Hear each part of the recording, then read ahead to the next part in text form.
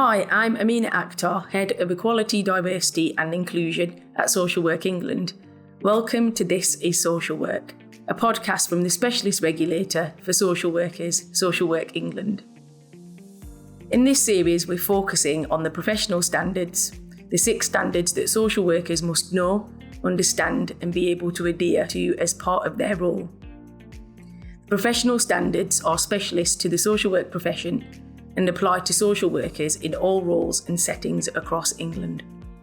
In this episode, we're focusing on Standard 1, which requires social workers to promote the rights, strengths and well-being of people, families and communities. Today, I'm joined by National Advisory Forum member Isaac Samuels and Sharon Martin, Chair of National Independent Reviewing Officer Managers Partnership, NIROMP. They share what social justice means to them and how social workers can promote it within their practice. We also discuss how to recognise diversity when working with people, as well as challenging disadvantage, discrimination and oppression. We hope you enjoy the podcast.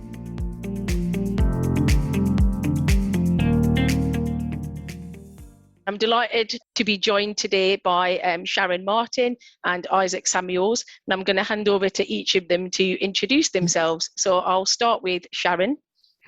Hi, my name's Sharon Martin. I'm also a registered social worker, and I am chair of a group called the National RO Managers Partnership. And I'm also a local authority safeguarding and review manager.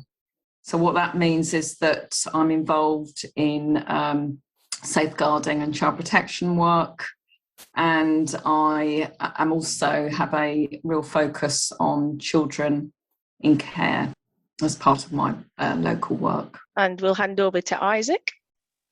Hi, so my name is Isaac Samuels. I have a lived experience of lots of social worker support over many, many years. I'm also a member of the National Advisory Forum, which is a forum, I would call it a critical friend to Social Work England. And the reason I got involved in that is because I'm really passionate about social work, because I've had lots of support from social workers in my life, and I wanted to be able to help the profession by really sharing my experiences of social work over many years that I've had social workers in my life. That's great. Thank you, Isaac and Sharon. I'm really pleased that you could join us today as we talk about Standard 1 of the professional standards. So I'm really conscious about the fact that there's a huge scope for Standard 1, and that's because it's about promoting the rights, strengths and well-being of people, families and communities. And we'll really be focusing on promoting strengths and equality, diversity and inclusion today because of that really large scope. And you'll both be familiar with the fact that in social work practice, we work with some of the most disadvantaged and marginalised individuals, families and communities, and often at some of the most difficult points in their lives. And it really feels important for social workers to be able to recognise strengths of those individuals that they work with and really be aware of power dynamics and be proactive in addressing those. So in reference to that then, I'd like to start with Standard 1.6, and that talks about promoting social justice, helping to confront and resolve issues of inequality and inclusion. And for me, anti-oppressive practice and anti-discriminatory practice are the mode through which most social workers demonstrate their commitment to social justice. And whilst those two approaches differ in focus, they are absolutely linked. So anti-discriminatory practice focuses on tackling or reducing the discrimination faced by individuals from other individuals or organisations, whilst anti-oppressive practice seeks to tackle discrimination by focusing on the wider problems of discrimination within society itself and how this is perpetuated by structures and systems. So I'll start with you, Sharon. What does social justice mean to you, and how can social workers promote it? So thank you, Ahmina. I think social justice is absolutely fundamental to social work practice, inevitably. And I think most social workers, including myself, would say it's the fundamental reason, why certainly I came into practice. I think it is absolutely, as you say, it's about access and it's about equal opportunities. So it's about thinking about the impact of things like, employment, housing, finance. We know the impact of poverty is a real, issue impacting on the lives of children and families and adults, many of the people, that we serve and children that we serve.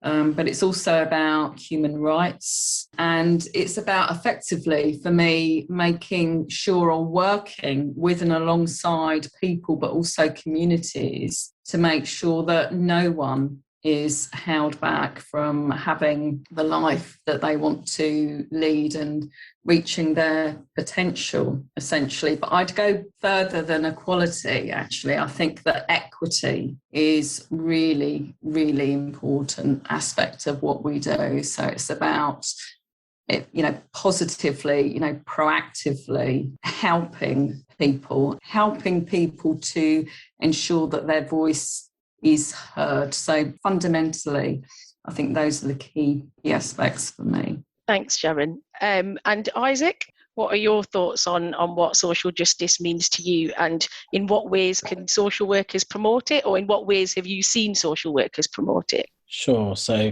I think for me, social justice is something that is a real challenge, because often society has lots of barriers they place in my way, in people like me, as life. So to have a really good life, you need to have the same experiences as your peers. And I just go back to the time that I was, I think when I came into contact with social services when my mum died, social workers were the people that advocated for my rights when I wasn't able to because of my age. They were the people that stood up for kind of my rights around the right place to live. And I can give an example. So as a young gay person, it wasn't appropriate to just kind of place me anywhere. It was really thinking about what kind of environment would most work for me. And that was a social worker that advocated for my rights to have the right home. So my foster placement was right for me because they looked at the needs of myself, but also advocated within that system. And we all know that systems can sometimes not really understand what is important to people when people get lost in that. Social workers are often the people that are standing up and fighting for those individual rights. I've been sectioned under the Mental Health Act because of mental ill health. Now, social workers have been there when I've needed support to get back into everyday kind of life, support to kind of do the things that all of us take for granted. So employment and education, good housing, all those things that most people take for granted, if you've had a few bumps in the road, can be really difficult things to actually live and breathe. Without the right support to overcome those barriers, then you're never going to be able to have those same experiences. And that's why I really love social work, because I remember all those opportunities to get the right support and think about how do you overcome those barriers to someone that may have had a traumatic start in life, or had lost their home, or doesn't know how to kind of navigate the big adult world. And social workers were part of that and have been for many, many years. Thanks, Isaac. Really powerful. And I think it connects to the next question that I had in mind, which was thinking more about what can social workers do to help confront and resolve issues of inequality and promote inclusion. And I think some of what you just said then really, really touched on that for me. So I think it'd be helpful maybe just to talk about that a little bit more, particularly in reference to what you said in your last response, Sharon, thinking more about equity. And I think this is where we can explore equity much more when we're thinking about how we resolve inequality and how we can absolutely advocate for inclusion. Absolutely. I agree. Really, really powerful about what Isaac was saying about advocacy. And I'd like to say a little bit more about, that at some stage. But in terms of equity, I've got an image, in my head, if you like. It's quite a popular image. You may have seen it.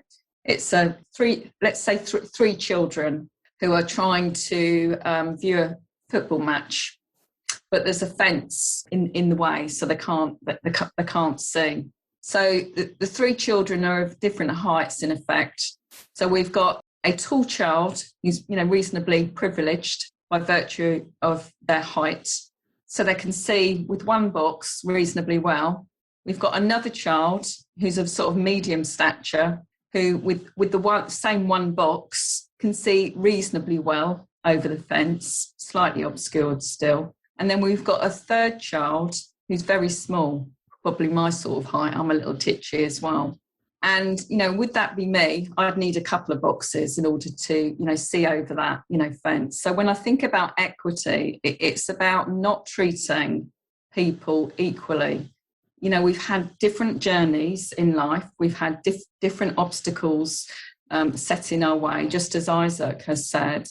We've had different, bumps in the road. We've got different abilities, disabilities, and so on. And therefore, equity is about taking that on board and getting alongside, people and helping to kind of, lift them up in order that those equal opportunities can better be met, in effect, so that people really do have the potential to achieve their capacity, their ability, their capacity. And I'm familiar with that image, and I saw Isaac nodding as well. So it's a great image, and I remember reflecting on it and thinking that so many people think uniformity equals equity or equality, and actually it's absolutely not about that. It's about really looking at the individual and their circumstances and building a relationship and thinking about their needs, very much like what you described and Isaac talked about in terms of his experiences. I'm going to come back to you, Isaac, and ask if there's anything else that you wanted to add. So I really like Sharon's picture of the young children with all of those barriers. But actually, for me, the biggest barrier was my own mind, and being able to see that there were opportunities, hopes, and dreams could become lived experiences. So social workers often helped me kind of see that anything was possible, and then did some of that hand holding, which was really important. I had lots of trust issues and I didn't really know where I was going. So having real tangible support to kind of navigate those barriers is really important. But not only me, to work with my family, to work with the local community, it really meant a lot to me because it actually made a difference. I don't think anybody wants a service. What they want is a good life.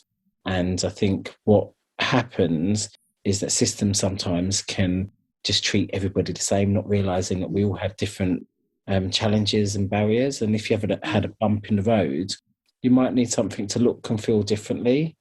And that hand-holding or that kind of support can often make a big difference. So it's not about treating people the same. It's about understanding the individual, what they need, what you can do.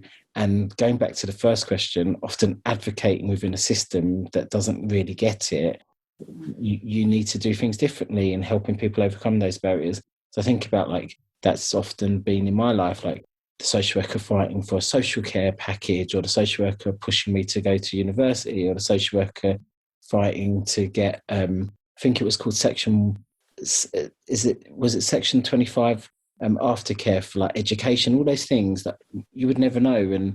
And those bits of support really made a difference because they helped me minimise those barriers, but I wouldn't have been able to do it by myself.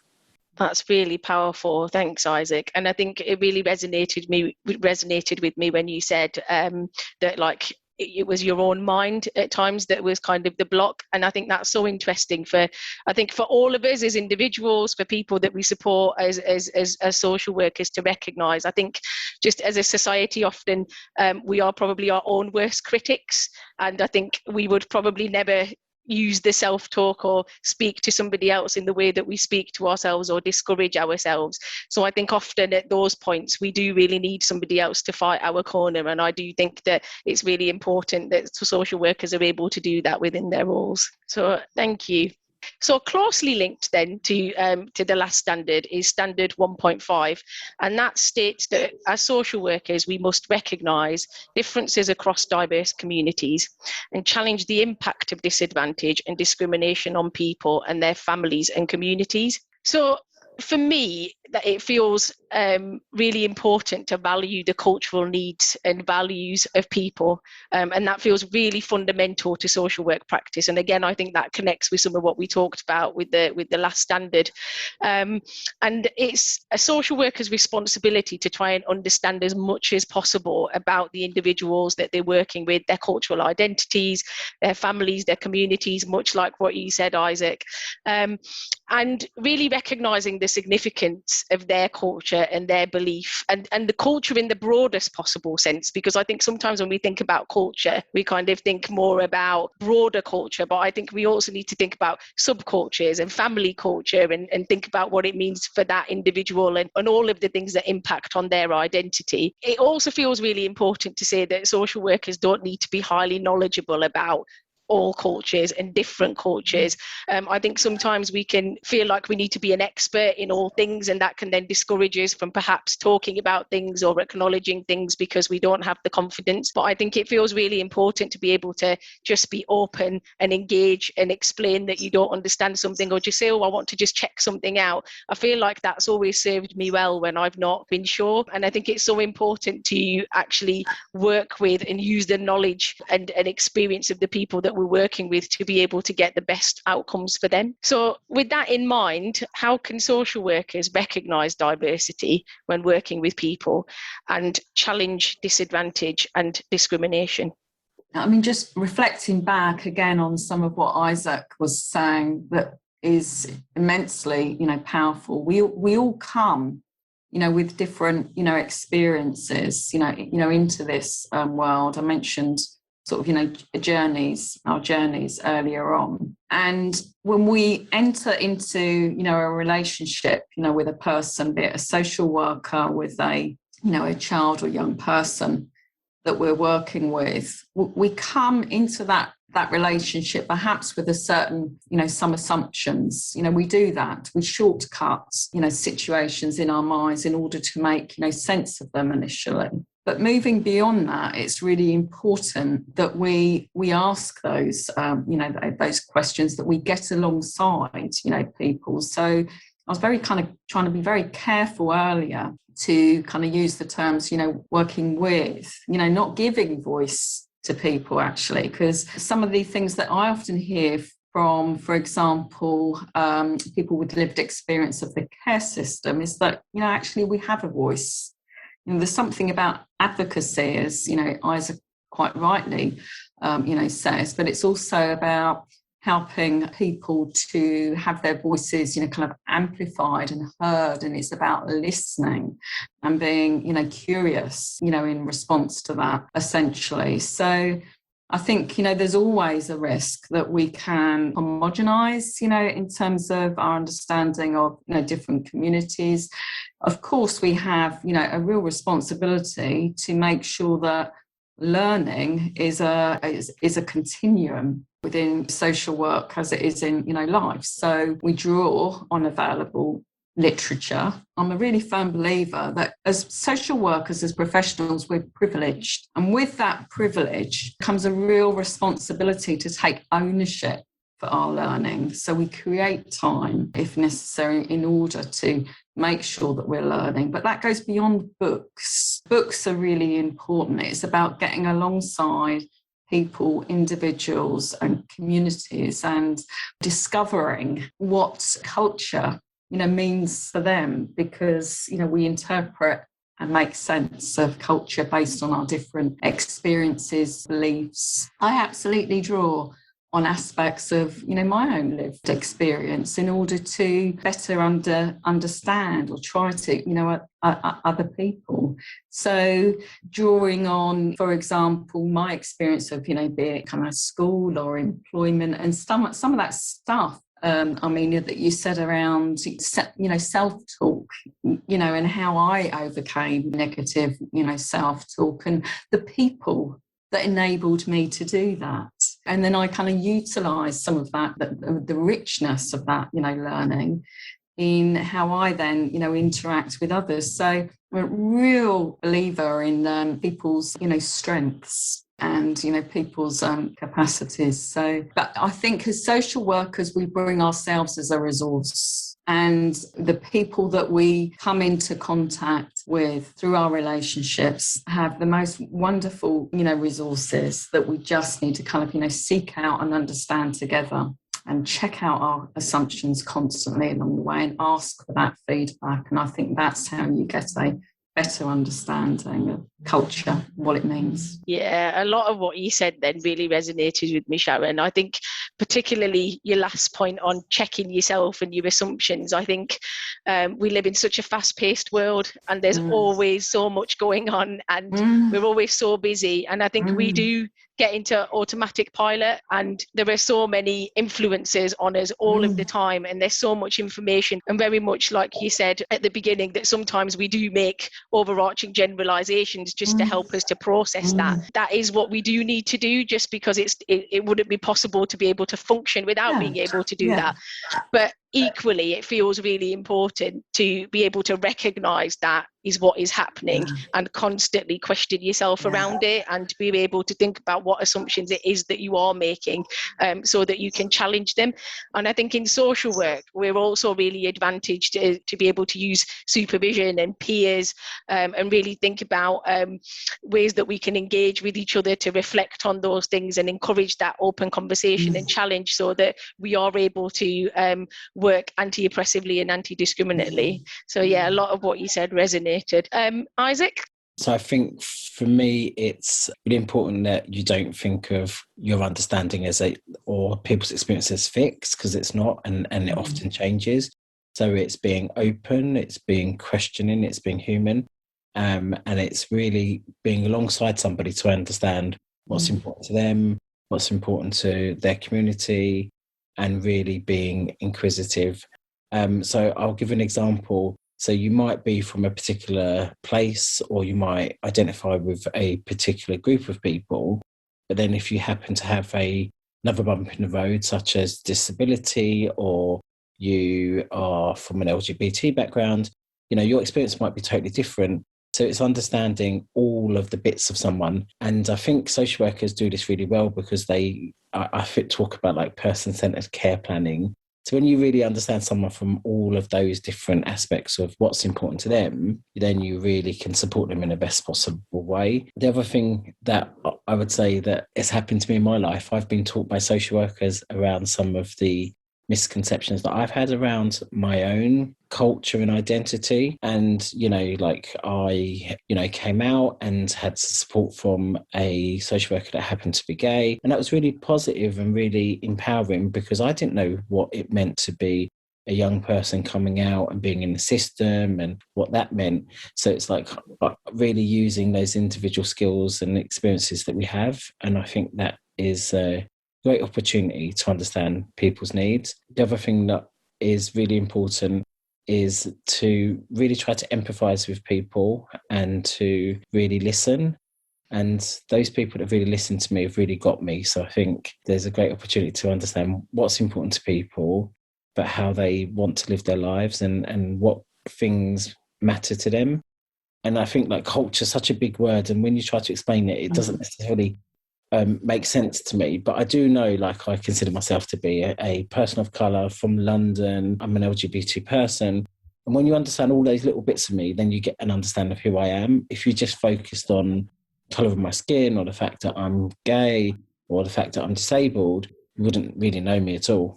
You need to join up the dots. One about disadvantage, I suppose, is the most important one. I think when you've had these bumps in the road, it can be really difficult to spot some of the barriers and challenges. And I think often professionals are taken much more seriously than people with lived experience, unfortunately, or don't have the resource or the understanding. And going back to my earlier experiences, social workers advocating when they see inequality or they see injustice, and really trying to get the best possible intervention or support for someone like me has made a difference. And I wouldn't have been able to do it by myself. So that social work training, that experience makes a difference in people's lives. Thanks, Isaac. Really, really, really powerful. And I think you're talking about looking at an individual through that intersectional lens feels really, really important. And I think you're absolutely right that just to highlight one aspect of somebody's identity can be really detrimental to how they are perceived. And I think it is really difficult sometimes when perhaps you inhabit multiple identities or see yourself in different ways, and actually people don't always feel able to engage in all of that. And I think for me, being holistic is absolutely vital in being a good social worker. And I think just some of those examples that you highlighted there really demonstrate that. So moving on to standard 1.4, and I think we've touched on this a little bit throughout actually, and obviously all of the standards connect, which is why we've picked these to focus on today. So standard 1.4 is value the importance of family and community systems and work in partnership with people to identify and harness the assets of those systems. So for me, that's very much about social workers understanding the importance of relationships. And I think in both of the responses to your other questions, you've really focused on relationships. And I think that's absolutely key, and seeing them as an asset. For me, this ultimately means working with people and seeing them as part of families and communities and networks, as you said previously, Isaac, and looking at how they live and how they practice and the way they live out their values and what that means to them. And also really listening. And like you said, Isaac, actively listening. I think I'm guilty of this often, is that sometimes when people talk, we often are thinking about what we're going to say. And actually, we need to really concentrate much more on what they are saying and really listen. And I think for a lot of us, that's a work in progress. And it feels really important to think about all of the contributions of that individual and thinking about how they interact with others in the groups, with communities, and also just them as a whole person, as we talked about. So when working with people, why is it important to work in partnership with their family and community? So I'll come to you first, Isaac, because I think it links in with your last response really well. So I think it's important because nobody lives or wants to live in service land. People want good, ordinary lives. And unfortunately, I think when you've had these bumps in the road, sometimes there can be problems with your community. There can be problems with your family that I know that I wouldn't have been able to overcome those problems without some real good support. And I think about all the times, like being, losing my mum and then becoming a looked after child and losing contact with my family, social work being really instrumental in reestablishing those connections, but also preparing me for an adult world where I would be going and building my own connections was really important. But also, throughout my years of, I've had mental health challenges and I've got physical health problems. Being part of my local community is really important, but I don't think we live in a world that is necessarily the most embracing to people that have had bumps on their journeys. And I think that there are lots of barriers. And social work can often help people stay connected, reconnect. For me, I like live in a lovely place. I've got a lovely partner, and that would have never been possible without those people at the beginning of my journey really helping me stay close to my dreams and hopes and aspirations. But when things have not gone really well, being there as a support network, you can't really support an individual if you don't consider all the important people in their lives. I'm not just Isaac, I'm like Isaac that's a godparent, a partner, and I suppose that makes it really difficult for social workers because you're looking at hundreds of opinions in some cases, but actually the magic happens when we just live ordinary lives. And I don't want a service, I just want a good life. And, I can't do that without people that love and care for me, and my community and my family, and all those things are important. So I hope that answered the question. I'm not sure it did, but yeah. No, it definitely did. Definitely did. And then coming to you, Sharon. Isaac really does. He really does say it all. I mean, the relational approaches, and like I say, really utilising the resources within ourselves and, reaching out to tap into and help bring out the resources both within, individuals that we come into contact with, but also the communities is really important. I mean, what I love about social work is that it's one of few professions that does take that very holistic approach. It looks at everything in the round. It does look at the impact of like you say, the friendships, the family, the relationships around the child or the adult. It looks out to their kind of community and how well they're linked in with that. It looks at the impact of wider environmental, circumstances in terms of things like prejudice and discrimination and some of those barriers that interrupt and can make life much more difficult. IROs, their fundamental, role taps into very strongly much of what Isaac has been saying around the role of advocacy, around the role of helping young people who are in care or had experience of care to have both a better sense of their relationship, but to recognise and make sure that they have those long-lasting, relationships that will carry them through life, and to advocate, where appropriate and necessary, but also in thinking about, relationships, to think about who else around might fulfill that advocacy role and enabling young people to speak up for themselves in effect.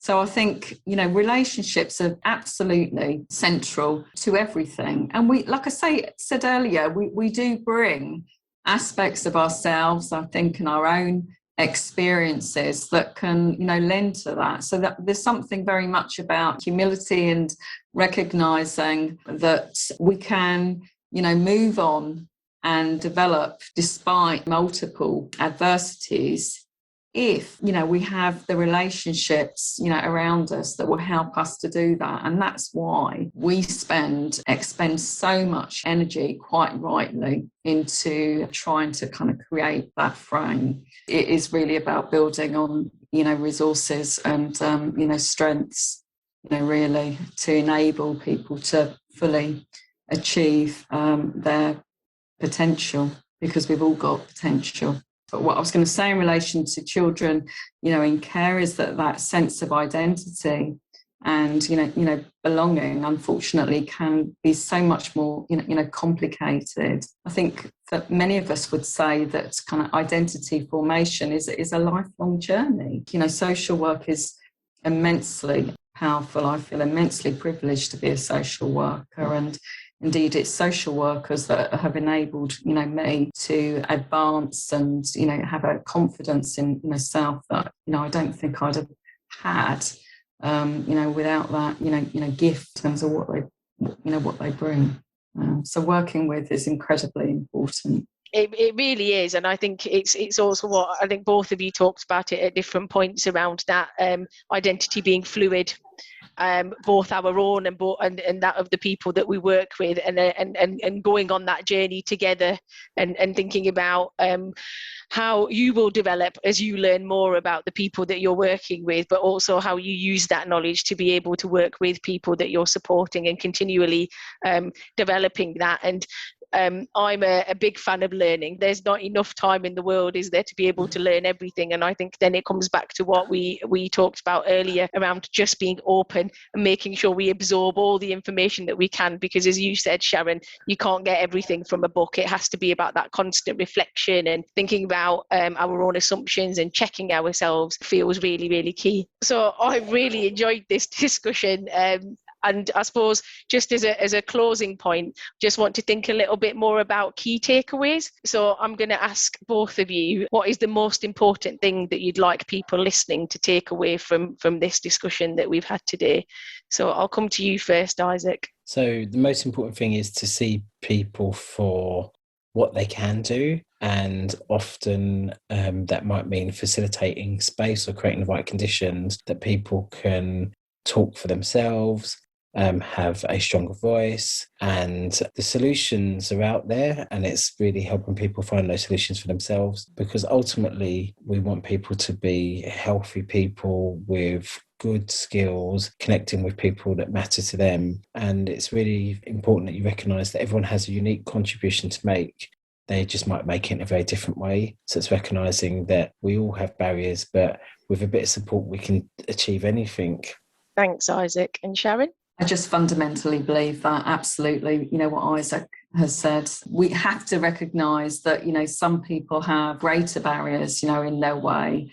And, therefore, there is a role for us. There's a role for us in terms of, checking out, helping individuals to try and navigate, their own path through those issues so that they can, again, build on and extend the strengths that they have so that they're not feeling that the strength sits outside. It really is about, working with and alongside and kind of reviewing and checking in, and where necessary, advocating and taking action to create that change. And taking action and creating change can be, reasonably small things. They can happen through those everyday interactions and relationships. That stuff about respect, like I say, asking, checking in, checking one's assumptions, helping, people to have their voices, amplified and heard by checking out that you've got the right people in the room, through to, advocacy at a broader, level, in terms of advocacy around, changes to policy, etc. So I think absolutely, social work, it is about change, but we don't have all the solutions, and nor should we. Thank you. I think relationships are absolutely key. I think everything I've heard today and that we've discussed today has been really rich, and I've really enjoyed the conversation. I think a couple of things that really stood out for me was intersectionality, and when really looking at the individual holistically and ensuring that we are working with them within all of their networks and all of their systems, and thinking about them fully. And I think that feels really key for me. Thanks again to Isaac and Sharon for joining me today and sharing their experiences and understanding of Standard 1 and how it applies to practice. If you enjoyed the discussion and would like to continue the conversation with us, you can follow us on Twitter and LinkedIn using the hashtag #ThisIsSocialWorkPod to share your thoughts. We'd love to hear from you. You can find out more about the professional standards on our website. Join us for our next episode, where we'll be talking about Standard 2 and what it means to establish and maintain the trust and confidence of people. Thanks again for joining us. Goodbye.